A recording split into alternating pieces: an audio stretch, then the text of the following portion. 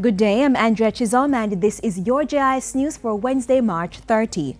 The House of Representatives has approved an $83.83 billion carry-on budget to take care of government's spending needs until the next budget is presented.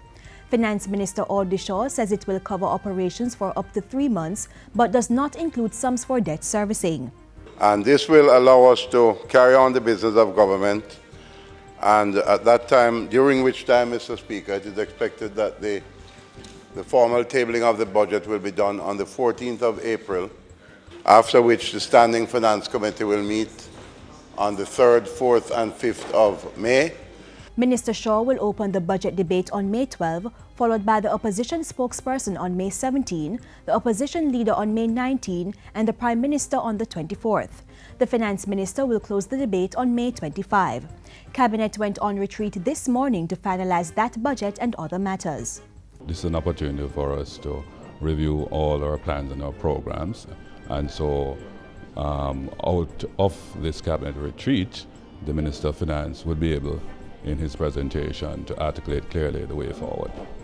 Government will be looking at other options to fund the $1.5 million tax break for those earning that amount or less. The plan was to use proceeds from the special consumption tax on fuel, but Finance Minister Shaw says the money, which went straight to the consolidated fund, was already used up. This government campaigned on a promise of giving those earning $1.5 million and less a break, and that promise is going to be kept. That I can assure you. We are assessing a number of options, and Cabinet retreat will complete that process this week to mitigate the fiscal impact of this measure. And we remain confident that it can be accommodated within the context of broader tax reform, which is where we welcome the assistance of the private sector. The Finance Minister was speaking at the Private Sector Organization of Jamaica, PSOJ's President's Forum on Tuesday. Downtown Kingston is soon to have another global company as China Communications Construction Company CCCC plans to set up its regional headquarters in the business district. Vice President of the Chinese company Ziyu Sun made the disclosure in an interview with JIS News shortly after the official opening of the Caymanas leg of the North-South Highway. The building will start soon in downtown of Kingston.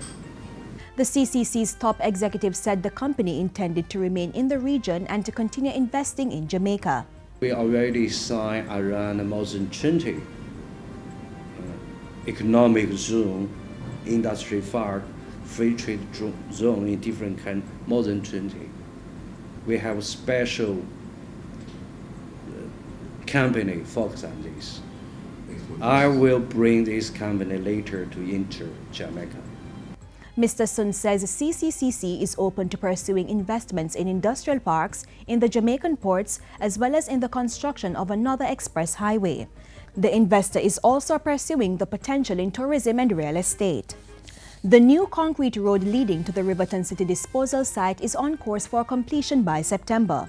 The access road is being built at a cost of $219.6 million with funding provided through grant support from the government of Mexico. Local Government Minister Desmond McKenzie toured the landfill last Thursday and announced that funds would be sought to repair one of the 2 bridges linking the access road with the disposal site. He said both bridges were needed, where one could be used as an entrance and the other as an exit. In the meantime, he says additional trucks are being procured to improve garbage collection across the island. In this year's estimate, there is an additional, I think, $250 million that has been earmarked for the purchasing of new trucks. And we are now tying up the arrangements to conclude the purchasing of the 17 trucks that is in the system already. Minister McKenzie says a team will be set up to advise him on the best trucks to purchase for the system.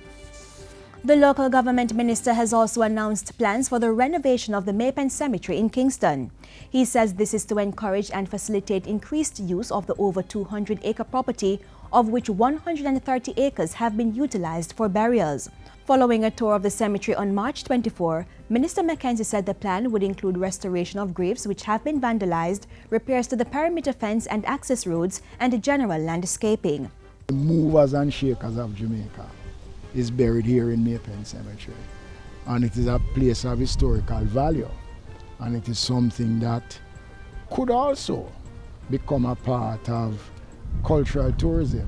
So there is significant importance to the Maypen Cemetery.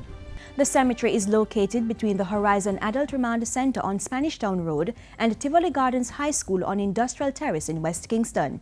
Minister Mackenzie says a special committee has been established to spearhead development of its renovation.